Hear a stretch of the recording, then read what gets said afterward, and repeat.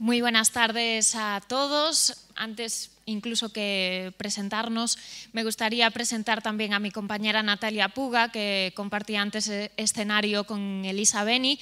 Ella es periodista en Pontevedra, para Pontevedra Viva y El Mundo, también en los juzgados la podemos ver.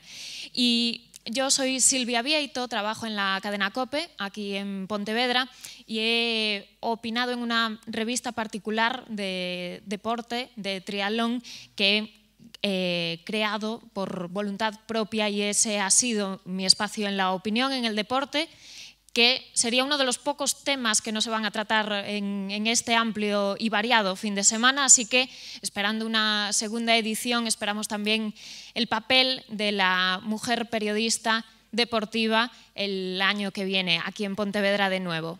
Y la economía es de lo que vamos a hablar ahora, es el tema que vamos a tratar con Marta García Aller. La economía, que ha sido uno de los espacios también en los que la mujer no ha estado suficientemente reconocida en la historia. Prueba de ello es que únicamente hay una mujer en toda la historia de los premios Nobel de Economía que lo ha conseguido en 2009.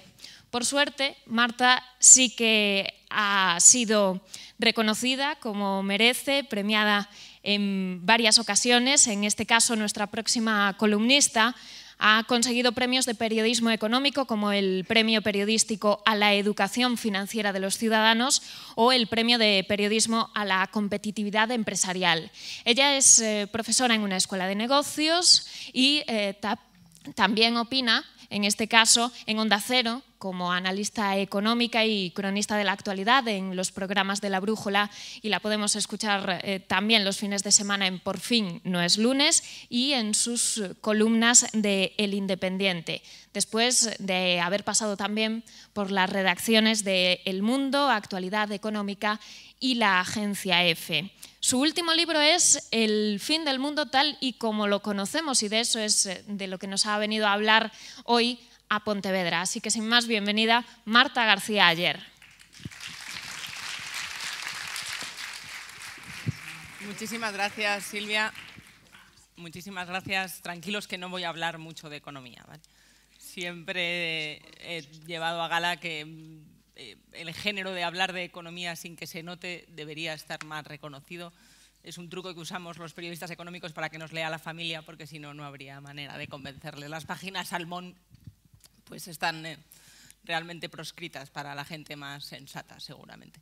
Aunque la crisis cambió mucho esto, la economía pasó a ser portada, y a raíz de que pasara a ser portada también se fue masculinizando más, sobre todo en las ganas que tenía la profesión de empezar a opinar y a escribir de economía, algo que hasta entonces en las redacciones se veía era bastante más igualitario que después. Es curioso cómo el poder atrae, lo comentaba antes Elisa, de una manera abrumadora a los hombres, a menudo más que a las mujeres. Pero no quería empezar hoy hablando de mujeres, sino quería más bien hablar en nombre del periodismo, que es igualmente pretencioso, pero la opinión, como sabéis, es un género particularmente pretencioso. Entonces, creo que de mujeres hemos hablado, y más que hablaréis, creo que hacía falta hablar del periodismo, porque el periodismo necesita ayuda, y los lectores merecen un periodismo mejor, un periodismo que no esté tuerto, porque el periodismo está tuerto,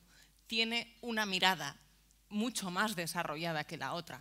Hay una mitad de la población sobrerepresentada en los medios, especialmente en el género de opinión, y hay otra mitad de la población que está muy infrarrepresentada. Creo que la ratio es un 80-20, algo así. Ha mejorado mucho en los últimos años, pero está lejos todavía de ser una mirada sana, que es la que merece la sociedad para representar qué es lo que trata el periodismo, lo que está pasando. Si solo le damos una mitad de la mirada, le estamos dejando la historia tuerta y le estamos dejando la opinión tuerta. Y es triste que haya muchos medios en los que no se ve esto como una carencia, se ve cada vez más como una reivindicación feminista, como una reivindicación de las mujeres. Yo de verdad creo que hace falta reivindicárselo en nombre de los lectores y las lectoras, que merecen una visión menos sesgada de la realidad, una visión menos masculinizada, que es muy necesaria esa versión, pero no deja de ser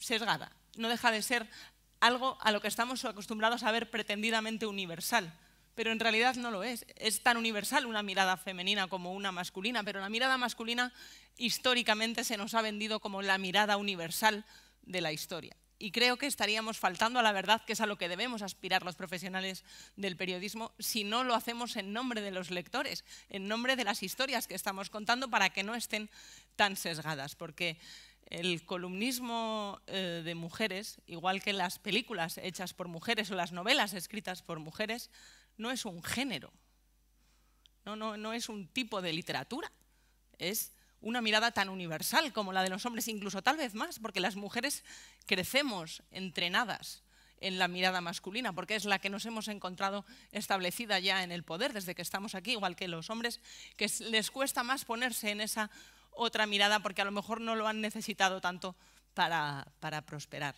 Y creo que esto no lo decimos lo suficientemente a menudo y se lo encuentran las periodistas, se lo encuentran las directoras de cine, mencionaba, se lo encuentran las creadoras, que todavía se dan de bruces con ese muro en el que hay algún órgano decisor que no ve que sea el momento en el mercado para algo de mujeres. ¿Cómo que algo de mujeres? Es decir, ¿a algún hombre le han dicho alguna vez es que no está el mercado en este momento para una película de hombres? Si es que es la mitad de la población. Estaríamos perpetuando un sesgo totalmente innecesario. De verdad que creo que está muy bien y es muy necesario que las mujeres reivindiquemos nuestros derechos. Aquí hay muchas que lo están haciendo muy bien. Yo quiero reivindicar el derecho del periodismo y de los lectores a tener mejores historias y cuanto más completa sea esa mirada y lo sea en los medios, yo creo que mejor nos va a ir a todos. En el último libro de Mary Beard, en Mujeres y Poder, cuenta muy bien cómo históricamente ella se retrotrae a la Odisea y a Telémaco, mandando callar a su madre Penélope. Cuenta que es la primera vez en el que se manda callar a una mujer en la literatura. Y Telémaco manda callar a su madre como símbolo de que ya se ha hecho mayor. De ya no soy un niño, mamá, ya te puedes ir arriba, que ya me encargo yo de hablar de las cosas públicas, de las cosas de los hombres. Lo público ha sido el espacio donde el hombre opinaba en nombre de todos, y lo privado era el espacio donde a la mujer se le respetaba su opinión porque eran sus labores, de eso sabía más. Ha sido esta la tradición de la que hemos bebido literariamente y creativamente, y también en la que nos hemos educado y hemos vivido, sobre todo en la segunda mitad del siglo XX, una mayor reacción a esto, pero no deja de ser un desafío a la mirada muy interesante. Cómo las primeras columnas que escribían las mujeres eran sobre cosas de mujeres. Vemos otra vez ahí el encasillamiento. O a lo mejor el periodismo social, porque era las mujeres reivindicando en nombre de otras, siguiendo un poco el ejemplo que decía Elisa de cómo a las mujeres nos cuesta más pedir aumentos de sueldo que a los hombres. Hay varios estudios que demuestran que no nos cuesta pedir aumentos de sueldo cuando es para otra mujer, cuando es para alguien, cuando se hace en nombre de una causa justa. De no, si no es para mí, es para otro. Eso está bien visto y lo ha estado tradicionalmente. Las mujeres protegiendo, cuidando, reivindicando, haciendo pública una injusticia. Pero no opinar de la política ni de la economía. Eso eran cosas de los que sabían de la cosa pública, que eran los hombres. Ese encasillamiento es verdad que ha ido cambiando y hay muchas mujeres que han abierto un camino a las que les tendríamos que estar las mujeres de hoy muy agradecidas. ¿Cómo olvidarlo? Si yo en el Independiente trabajo con Victoria Prego, que es la directora adjunta, una mujer que es un emblema del periodismo con la que se puede estar de acuerdo o no, pero de verdad no he conocido a nadie que cuestione su brillantez. Y la brillantez es curiosamente un rasgo que comparten todas esas mujeres que abrieron camino en aquella época. Un rasgo profundamente necesario en la profesión periodística, igual que en cualquier otra profesión, pero un rasgo que se les ha exigido en menor medida a los hombres. No hacía falta ser brillante para triunfar siendo hombre, pero sí lo hacía falta siendo mujer. Y esto nos ha generado, de algún modo, la sensación de que teníamos que ser mejores que los demás. Yo creo que lo primero que aprendí, no sé si la palabra patriarcado es la que mejor me ayuda a expresarme, pero me entenderéis, ese espacio de poder reservado a los hombres, yo lo aprendí de niña en el recreo. Muchas seguramente lo hicimos, el espacio el espacio privilegiado del patio del recreo era el que se empleaba para jugar al fútbol. Era lo que lo ocupaba casi todo, quedaba un poco en los bordes para saltar a la goma y poco más. Estaba pensado para eso. Y yo, claro, me puse a jugar al fútbol, porque yo quería estar donde estaba el mejor espacio del patio, de la cosa pública, que de esa manera se repartía ya por géneros desde tercero de EGB seguramente, si hice EGB. Soy del siglo XX yo también. Y no era particularmente buena jugando al fútbol, me lo pasaba muy bien, pero tampoco era particularmente mala. No era la mejor, pero era mejor que muchos de los hombres, de los niños, perdón, a los que cuando sabía que echar a pares o nones elegían siempre antes que a mí, porque sería un tremendo insulto elegir antes a una niña que a un niño jugando al fútbol. Eso una lo aprende, que para que te eligieran antes, para conseguir que te eligieran en mitad de la tabla, tampoco había que aspirar a mucho más, que había que hacer los deberes y no iba a estar todo el día entrenando. Había que ser mucho mejor que la media para estar en esa terna. Y luego la vida profesional tiene mucho de esto, pero ya no nos pilla de sorpresa, lo hemos aprendido en el recreo. La brillantez se exige por encima de la media a las mujeres que se abren paso en entornos masculinizados, que son casi todos, o desde luego son los mejor pagados. Os decía antes que el periodismo económico no creo que sea más sexista que el periodismo político, incluso seguramente lo sea menos porque de economía no puede opinar todo el mundo con la misma, a lo mejor, ligereza que se opina del político que más te gusta o de la alineación deportiva que uno pondría el fin de semana. O se puede hacer, pero se nota más, digamos. Es más fácil, más difícil caer en obviedades, aunque ahora con los debates de las pensiones a veces da un poco de pena, la verdad. Y el que sea tan meritocrático o de un reparo entrar a opinar de economía ha sido un beneficio para las mujeres, porque llegaban más acostumbradas a tenérselo que trabajar. Y hay muchas más mujeres en las redacciones de los medios económicos en los que yo he trabajado que hombres, pero siempre había menos jefas. Ese entorno de poder todavía seguía reservado a la tradición, a esa tradición de hablar de lo público. Y me parece que es una pena, pero que tengo que reivindicar, me lo vais a permitir, que en El Independiente seamos más las mujeres que opinamos, que escribimos columnas y opinamos de política y economía que hombres. Es algo todavía bastante extraordinario y no creo por qué tendría que serlo. No es que esté más feminizado o feminoide, que es un adjetivo que he oído últimamente en las tertulias dicho como insulto, también como lo de ambiciosa. No creo que defina al medio ese hecho de que haya más mujeres opinando. Lo que define a la sociedad es que esto sea tan extraordinario, que las mujeres tengamos un terreno igualitario en El Independiente es excepcional y no creo que debiera serlo. Y por eso quería reivindicar un periodismo sin cuotas, porque vivimos en un periodismo con una sospechosa cuota de poder del 80% en manos siempre de hombres, un 90% de los cargos directivos en manos de hombres también. Y eso es una cuota fija, heredada, que en el mejor de los casos es por inercia y en el peor de los casos es machismo. Pero creo que no le estamos dando a los lectores el mejor periódico posible si solo se mira a la mitad de la población para elegir los cargos de poder y a la otra mitad se la excluye, porque entonces la decisión no se está tomando en nombre del talento. No me lo creo, sería muy extraño, ¿no?, que ese 90% esté ahí por brillantez y por méritos propios. En mi experiencia no suele ser así. Y seguro que las mujeres tenemos mucho que reflexionar de por qué no nos estamos abriendo el camino que merecemos en el patio del colegio y en las redacciones. Pero ellos también deberían preguntárselo, sobre todo los que tienen el poder de elegir los contenidos que salen en los medios, con esa sensación de que estás privando a tus lectores de la mitad de la mirada, que los estás dejando tuertos, que tienes un medio tuerto, una tertulia tuerta, que no puede ser normal, y no por las mujeres, no porque nos hayamos puesto pesadas de un tiempo a esta parte con este tema. Por cierto, soy muy fan de una iniciativa del Financial Times que pedía a sus lectores que hicieran fotos cuando iban a congresos y a mesas redondas donde hubiera solo hombres opinando y crearon el hashtag All Male Panels, mesas redondas solo de hombres, para que empezáramos a ver cómo chirría eso, que falta algo. Como cuando uno ve las imágenes del Congreso de los Diputados de los años 70 y 80 y casi todos son corbatas y señores fumando.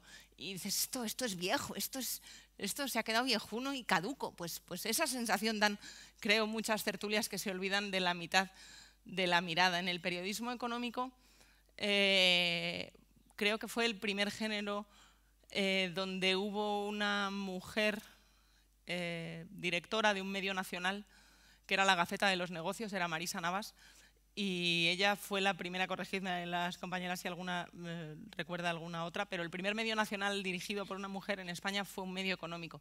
Y actualmente, de los 15 principales medios que hay, nacionales e impresos, solo hay una mujer directora y es Anaí Pereda, la directora de Expansión. No es todavía habitual, pero en el mundo económico ya digo que ha habido más mujeres que se han abierto camino. Que no quiere decir que los redactores jefe, que son muchos más que las redactoras jefa, tengan esa equiparación. Aún así, las cifras nos sacan, yo creo, todavía los colores al sector y hay que sacarlo, yo creo. Hay que sacar esos colores al sector porque no puede ser en nombre del talento y urge reivindicar un periodismo sin esa sobrerepresentación de las cuotas masculinas. Hay muchas otras razones para intentar una mirada más igualitaria en la opinión y en la opinión de economía, que seguramente entre las particularidades que tenga el género está una dimensión, de verdad, difícil de imaginar para el que no la haya vivido, de eso que se llama ahora el mansplaining. Si estáis hartas de que os expliquen cosas que sabéis, tendríais que dedicaros al periodismo económico, en el que ser mujer y ser joven, menos de lo que parezco, afortunadamente, pero suficientemente joven como para ser hija de muchos de los tertulianos con los que estoy acostumbrada a compartir mesa, el paternalismo llegue a ser bochornoso en algunas ocasiones, de gente a la que aprecio y respeto y que me parecen bellísimas personas, educadas, creo, en unos valores equivocados. Y antes me indignaba, ahora luego me entristecía y ahora más yo creo que me enternece pensar lo lejos que están de los valores del mundo actual. Me parece ya, pues eso, como una película de los años 40, que está fuera de... que te puede gustar, pero que está fuera de época. Eso me pasa a mí, con ese paternalismo que puede ser cansino, porque los hombres de 30 y tantos que se dedican a la opinión en política o en economía lo conozco mejor y os lo puedo asegurar, son jóvenes promesas de la profesión y no tan jóvenes, pero digamos que son el futuro de la profesión. Y las mujeres en la treintena que hemos abierto camino aquí, sin embargo somos, ¡ay, esa chica tan lista y tan mona que viene por las tertulias! ¿Cómo dices que se llama? Y nos representamos, es como si yo representara a las mujeres. No, pues los señores con los que yo estoy en las mesas no representan a su género. Yo no vengo aquí a hablar en nombre de nadie más que el mío. Y si os gusta lo que hago, pues fantástico. Y si no, pues podemos discutir las razones. Pero ellos representan una profesión y parece que nosotras representamos a la mitad de la profesión. Por eso, cuando me hablasteis del Congreso de Mujeres Columnistas, me encantó la idea y a la vez me preocupaba que transmitiera la idea de que venimos aquí solo a hablar de mujeres, porque no creo que sea ese el caso. Creo que venimos a hablar de la sociedad, de una carencia que tiene y de cómo hacerla mejor. Y venimos a hablar del periodismo, de una carencia que tiene y de cómo hacerlo mejor. Y me parece muy bien que haya congresos donde solo hay hombres columnistas. De verdad, me parece muy bien. No me parece tan bien que pretendan ser o que vayan pretendidamente universales, a dar una mirada universal del mundo. Es tan universal o tan sesgada como esta que hacemos aquí, donde solo hablamos mujeres. Está muy bien que haya congresos solo de hombres, columnistas y de mujeres columnistas, pero sabemos que estamos dando una visión sesgada del mundo y de la opinión. Algo que curiosamente parece que se nota más cuando somos nosotras las que hablamos. Y el libro que acabo de publicar es este, habla del futuro, de economía, de tecnología y de cómo esto afecta a la sociedad. Y curiosamente, tanto la tecnología como la economía son áreas todavía percibidas como muy masculinas. En tecnología es particularmente preocupante, a mi entender, porque es donde están las profesiones donde más dinero se gana y donde más dinero se va a ganar en las próximas décadas. Y hay un déficit de mujeres estudiando estas carreras muy peligroso. Hay varios estudios que demuestran cómo las niñas, a partir de los 9 años, consideran que no son tan buenas como los niños en las matemáticas. Y curiosamente las notas que sacan son más altas, pero ellas creen que se les dan peor las ciencias, que nosotras somos más de letras. Y esto crea un sesgo en las carreras tecnológicas y crea un sesgo, por tanto, en el futuro al que vamos dirigidos. Y creo que tenemos la responsabilidad, sobre todo desde los medios, de lanzar el mensaje y de poner ejemplos inspiradores de mujeres que han llegado muy lejos en el mundo tecnológico, porque en los años 80, me lo han dicho varias expertas en inteligencia artificial, en los años finales de los 70 y 80, cuando ellas estudiaban, cuando todavía ni siquiera la inteligencia artificial se la llamaba inteligencia artificial, en las carreras de informática no había esa diferencia de hombres y mujeres, había casi tantas mujeres como hombres estudiándolas, pero porque era un ámbito teórico, todavía no había acaparado el poder y el sex appeal, digamos, que ha tenido, que tiene ya, donde se le ve evidentemente la aplicación práctica y el futuro económico que tiene. Ahí es cuando se masculiniza rápidamente la profesión y creo que eso es una responsabilidad, porque la tecnología que estamos desarrollando no va a ser ni buena ni mala, es lo que hagamos de ella, y el futuro no lo van a arreglar los robots que están aprendiendo de nosotros a hacer, a pensar, a producir, y si imitan nuestros parámetros van a heredar esos robots, esa inteligencia artificial, va a heredar un mundo machista. Entonces creo que tenemos por eso que intentar generar las empresas lo más igualitarias posibles, porque son las que deciden la tecnología que va a darle forma al mundo del futuro. Yo comentaba estos días la entrevista del diario de Pontevedra que hice con María Varela, un titular que me sacó muy bien buscado. Luego lo vi y dije, qué bien lo ha hecho María, porque era irresistible el titular. No sé si yo resumiría así el fin del mundo tal y como lo conocemos, pero el titular era magnífico. Llegarán antes los coches voladores que el fin del machismo. Eso fue lo que, después de estar hablando unos 40 minutos en un aeropuerto de prisa y corriendo, María consideró destacar. Y me parece una frase que ahora me cuesta pensar por qué no la puse de título de algo. Y me afeaba un compañero que era muy pesimista la frase. Pero no, señor, es que ya hay prototipos de coches voladores. Ya los hay. En Dubái están previstos ya para 2020. Los coches voladores están a la vuelta de la esquina, pero llegarán antes, porque dadles un par de años, llegarán mucho antes que el fin del machismo, a juzgar por cómo todavía se dividen las jugueterías y los supermercados, en función de género, que luego decimos de los periódicos, pero es que este sesgo en la mirada está por todas partes.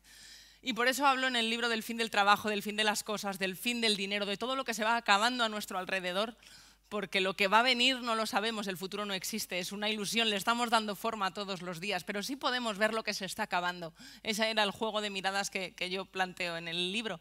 Vamos a ver qué es lo que se está acabando, porque con ello vamos a entender mejor qué es lo que va a empezar. Que se acabe el fin del mundo tal y como lo conocemos no quiere decir que el mundo que esté a punto de empezar no vaya a ser mejor. Depende de nosotros si nos hacemos ahora las preguntas correctas, si nos ponemos de verdad manos a la obra a ver cómo mejoramos esta sociedad.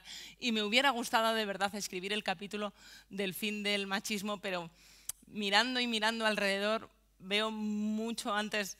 No solo los coches voladores, que en el fondo es hacer un dron lo suficientemente grande como para que quepa una persona, y eso ya lo están probando en Airbus, por cierto, han patentado los prototipos.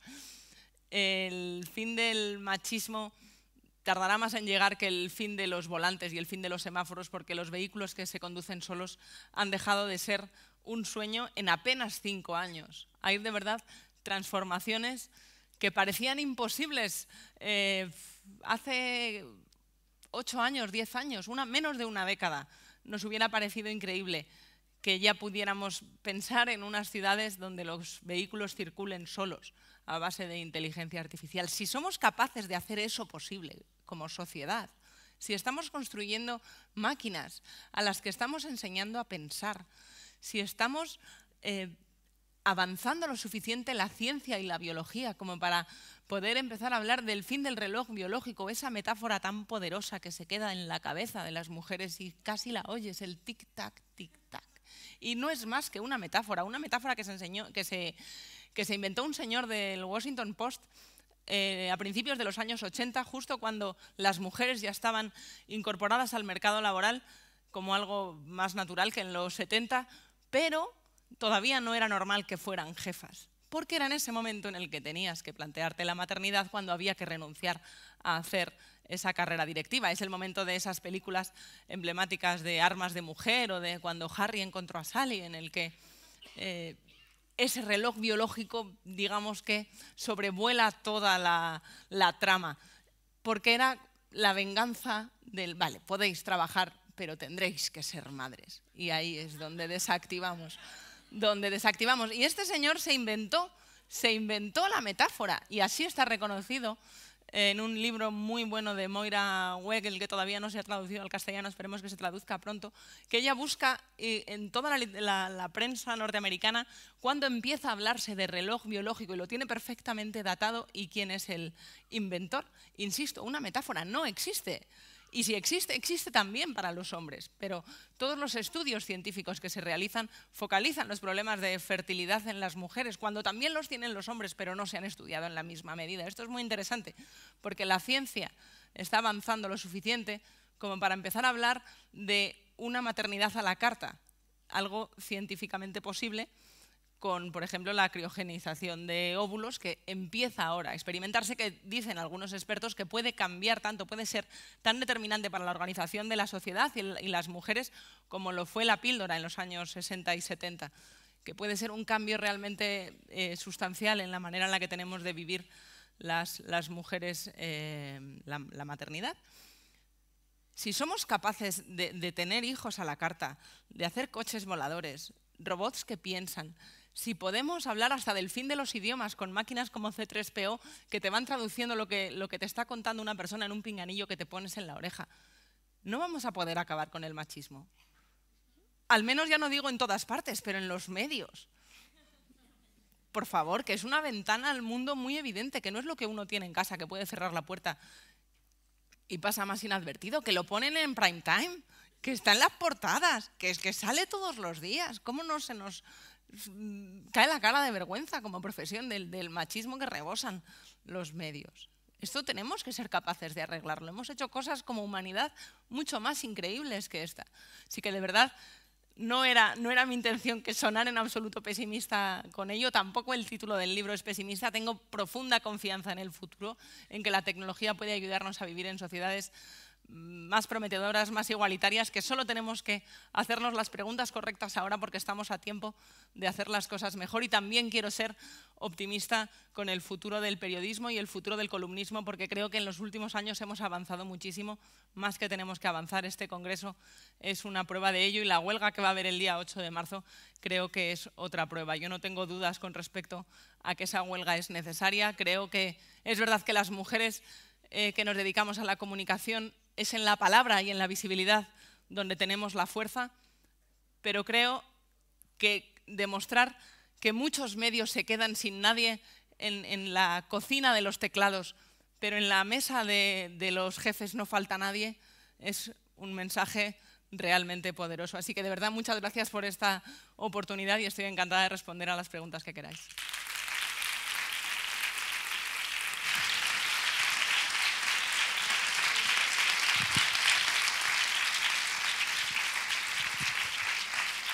Vamos entonces con las preguntas que tendréis para Marta.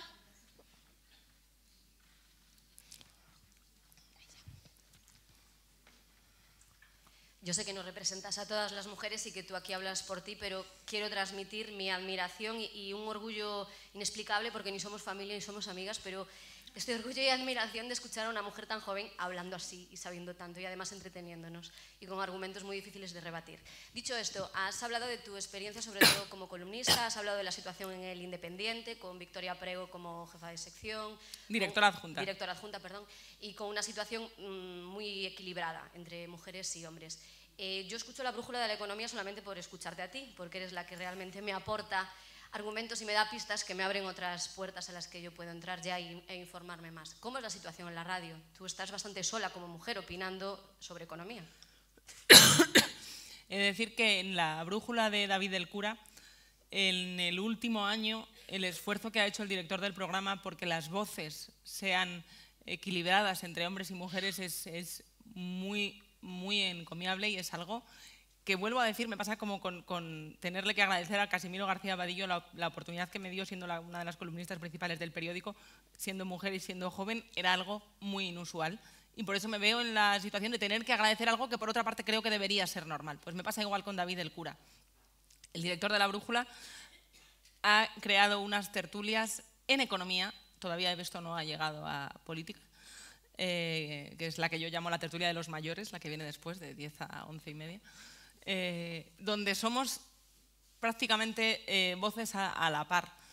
Y me parece que dice mucho del medio y dice mucho del programa, porque no pasa lo mismo en otras tertulias y no pasa tampoco en la televisión, donde yo te agradezco mucho las palabras que me dices, pero creo que más que alegrarme me entristecen, porque me doy cuenta de lo inusual que es y no debería serlo, porque no hay motivos para serlo. No hay nada que explique por qué la opinión de un hombre va a ser más válida que la de una mujer, pero sí entiendo esto por qué pasa. Yo lo llamo el efecto vestuario. Es lo más elegante que se me ha ocurrido. Esto lo he visto en muchos medios, no quiero particularizar en ninguno. En el que estoy ahora, por ejemplo, no sucede porque somos un medio muy joven, tenemos 1 año y medio, todos nos conocíamos, casi todos nos conocíamos de medios anteriores, somos una pyme, pero en las grandes empresas es diferente. Yo he visto en grandes empresas de medios en los que los espacios de poder donde se maneja el cotarro realmente suelen ser en el partido de fútbol que se juega los miércoles en la redacción y luego en las copas que se toman por la noche. A las copas que se toman por la noche pues estaríamos todos y todas invitados, supongo, en función a las amistades de cada uno. Pero al partido de los miércoles vuelve a pasar la puta escena del recreo. ¿Vale? Y vuelve, y yo creo que, hombre, con 10 años pues no me importaba, pero ya con 30 y pico pues no tengo necesidad ninguna de ponerme en pantalones cortos a pasar frío en invierno para darle una patada a un balón. Es que no me apetece. Pero sí que veo cómo eso une al último becario que acaba de entrar con el redactor jefe en un compadreo envidiable de verdad, que no tiene equivalencia entre las mujeres de la redacción y sería imposible que lo tuviera porque tampoco hay las suficientes jefas para que eso pase, y no se va a unir al becario o la becaria con la jefa porque es que no la hay, ¿no? En muchos de los casos. Pero volvamos al caso del becario y el redactor jefe, o incluso cargos más altos que les gusta ir a jugar con los millennials. ¿Y qué pasa después? Pues que a la becaria que ha entrado en esa promoción no la conoce ningún jefe, no se han fijado en ella, no la conocen, no saben ni cómo se llama. ¿Por qué lo iban a saber si son los jefes? Pero sí te acuerdas del nombre de este muchacho que corre tanto por la banda. Y no hay mala intención ahí. O sea, no creo que sea algo perverso de ese redactor jefe que cuando tiene que elegir a quién contrata en septiembre, se queda con el muchacho. O cuando tiene que elegir a quién asciende a jefe de sección, coge a la persona que más confianza tiene y a quien más confianza ha desarrollado. Y las tertulias son un género donde al fin y al cabo lo que te pagan es por hablar y echarte unas risas. Eso sí que es un privilegio. Y ese entorno de conversación también es un núcleo de poder que se desarrolla de la confianza. Y los hombres han desarrollado múltiples entornos de confianza a lo largo de la historia en los que no había mujeres. por voluntad de las mujeres o por circunstancias externas a ellas. Da igual. El caso es que esos espacios de poder se siguen generando y es el becario que juega al fútbol el que tiene una ventana de oportunidad que no tiene la becaria, que no juega al fútbol. Entonces, ¿es eso machismo por parte del redactor jefe? ¿Es inercia?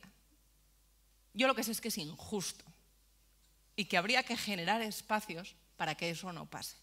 O al menos sacarle los colores a los medios donde haya un desequilibrio tal en los cargos de poder, o a las tertulias donde haya un desequilibrio bochornoso en el género por una parte, pero también en las edades. Porque yo a lo mejor cuando escucho tertulias tengo más en común con un periodista de 40 años que con una señora de otra ideología y que me doble la edad. Que será una excelente profesional, pero a la hora de hacer un retrato de la sociedad y de encontrar una opinión que a mí me ayuda a formarme la propia, hay veces que no es el género lo más importante, hay veces que es la edad. Hay veces también que es la geografía. Tener tertulia solo con gente de Madrid es un error. Y pasa mucho también. Las tertulias tendrían que ser diversas por necesidad. Tiene que haber gente de diferentes sitios, de diferentes edades, de diferentes orígenes y de diferentes formaciones. Si todo el mundo ha estudiado el mismo máster en ICADE, pues no estamos dando una visión de la sociedad real, ¿no? Entonces creo que hay muchísimo que avanzar en la diversidad y perdonadme que creo que me he extendido mucho en la respuesta. Vamos con otra. Hola, mira Marta, me ha encantado, ¿no? Has estado de una brillantez espectacular, me ha encantado, me ha encantado. Te quería preguntar una cosa que me ha interesado especialmente, que es esa iniciativa genial del Financial Times, que me dieras más datos, cuándo fue, cuándo se hizo, si sigue haciendo. No leo el Financial Times, como deducirás por estas preguntas, y qué respuesta tuvo, ¿no? Eso es en concreto lo que te quería preguntar. Pero antes te quería contar también una anécdota que me pasó con respecto a las mujeres y el embarazo y las mujeres científicas y la ciencia. El año pasado estuve en una mesa redonda en La Coruña y había 4 mujeres científicas españolas absolutamente punteras, todas de investigación, investigadoras, todas entre los 40 y los 50 años, excepcionales, buenísimas, ¿no? Y todas tenían hijos. Y hubo un momento, y yo estaba también en la mesa, ¿no?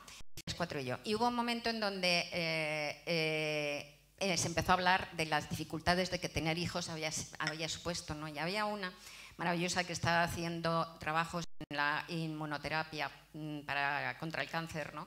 Y que contó cómo cuando se doctoró, que tiene un hijo, que cuando se doctoró, que entonces tuvo que irse después a París, al Instituto Pasteur, en un trabajo postdoctorado, que se tuvo que llevar a su hijo, que fue dificilísimo, lo mal que lo pasó, tal y cual, y que claro, fue mucho más duro y tal. Y dice, era andaluza, dice, es que el primer día que dejé a mi hijo en la guardería es que me marché llorando, pero de alegría.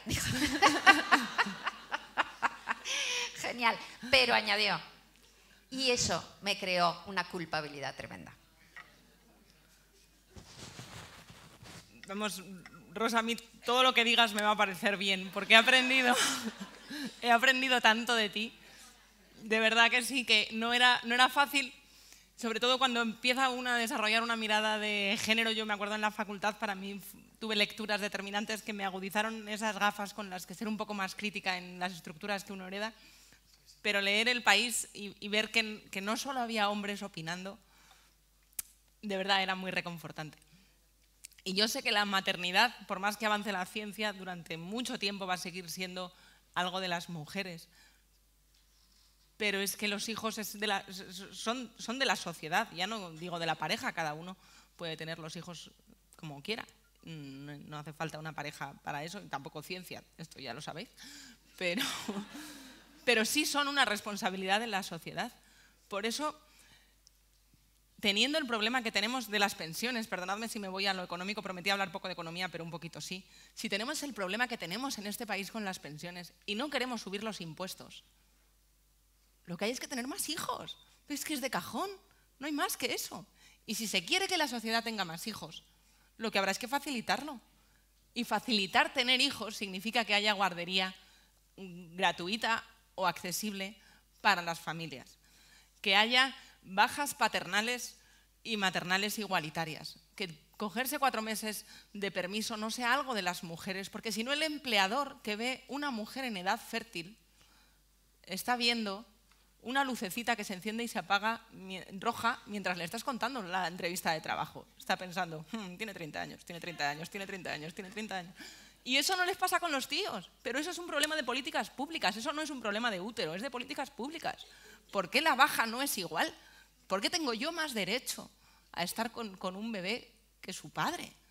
Es que no tiene sentido, eso es una estructura heredada, que tiene una importancia en la sociedad que estamos generando brutal y que tiene remedio. Es que solo hay que ponerse a echar cuentas y compensa. ¿Cómo no va a compensar? Si no podemos pagar las pensiones como no nazcan más hijos, pues habrá que sacar el dinero de debajo de las piedras o de los puentes, que se construyen muchos que tampoco hacen tanta falta y que quedan bonitos para la foto. Pero por favor, hay muchas políticas que se pueden hacer para que esto no sea un problema, porque al empresario y a la empresaria también hay que entenderlo, porque el machismo no es algo de los hombres. Conozco a muchas mujeres y conozco a mujeres empresarias que me intentan convencer de por qué no contratan mujeres. Porque es una decisión racional desde su punto de vista. Porque a lo mejor algunas que han tenido como empleadas han priorizado la familia al trabajo y entonces no quieren tener más ese disgusto, entre comillas. Pero es que esa persona no tendría por qué estar priorizando una cosa sobre la otra. Tendríamos que generar una sociedad en la que fuera compatible. Y ya digo, las bajas igualitarias para ambos y las facilidades para tener más hijos en las familias es algo que cambiaría radicalmente las estructuras de poder de todas las empresas. Vamos con otra pregunta. Hola, buenas tardes, Marta. Yo quería hacer un comentario al hilo, que no lo tenía en la cabeza, pero sí tengo en la cabeza una pregunta. No te veo, perdóname, estoy despistada. Ah, sí, ya te vi. No soy de la prensa, me senté por error. Pero bueno, es que veo que está todo la fila reservada. Bien, la pregunta es la siguiente. Desde el punto de vista de la economía, que es en el ámbito en el que te dedicas a opinar y a pensar. Entonces, va en la línea de la economía que tiene que ofrecer sostenibilidad a las pensiones, este tiempo que se habla tanto de las pensiones. Entonces, yo me pregunto en voz alta, uniendo dos datos que todos conocemos y que están contrastados.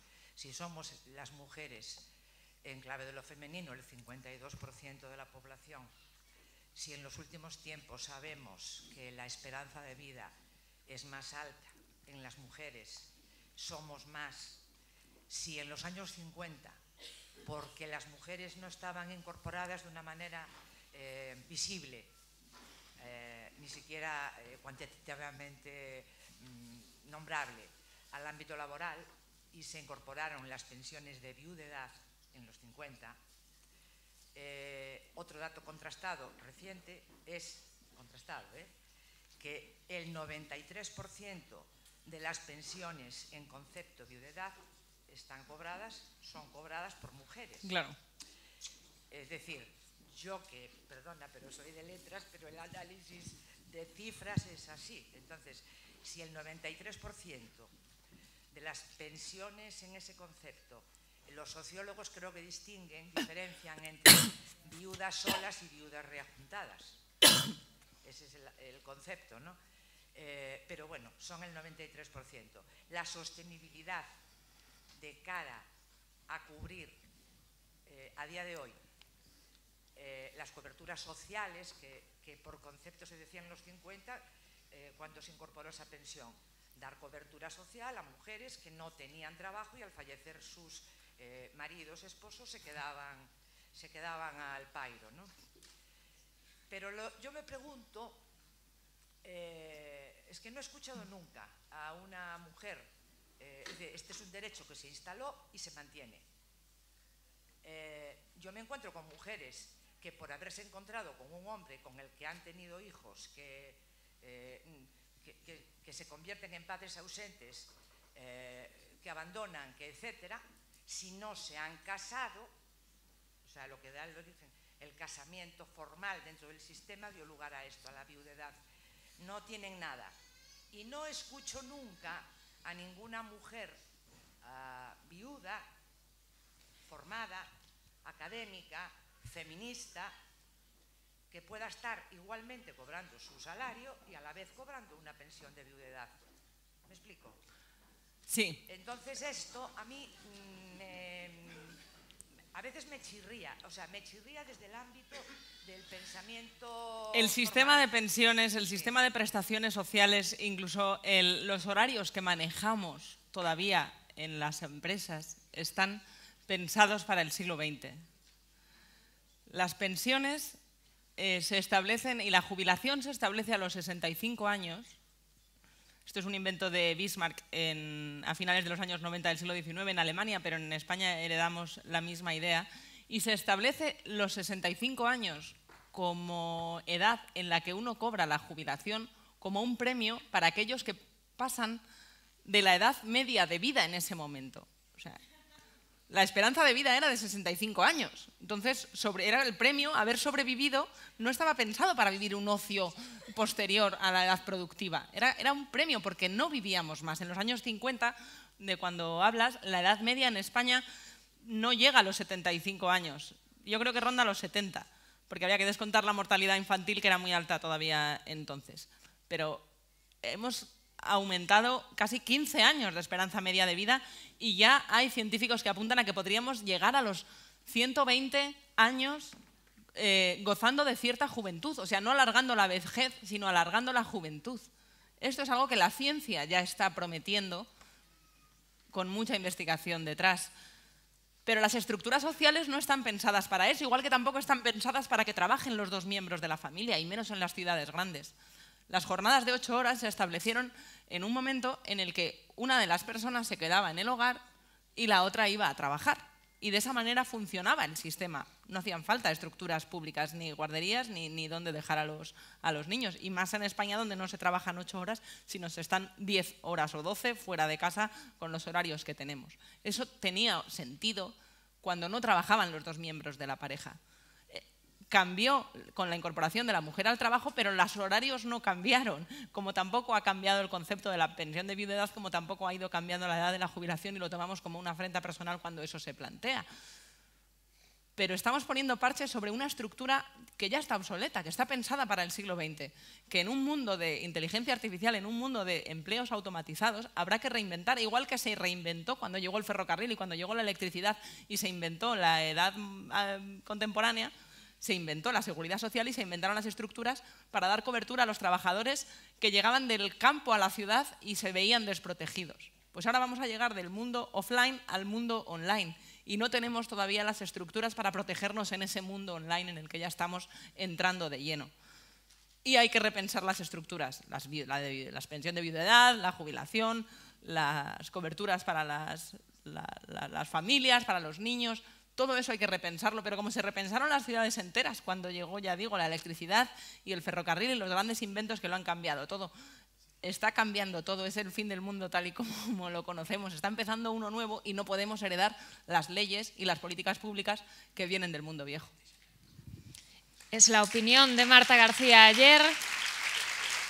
La opinión sobre el fin del mundo tal y como lo conocemos y que es importante que para hablar de ese futuro también se escuche una voz de mujer como la suya. Descansamos un poco y continuamos.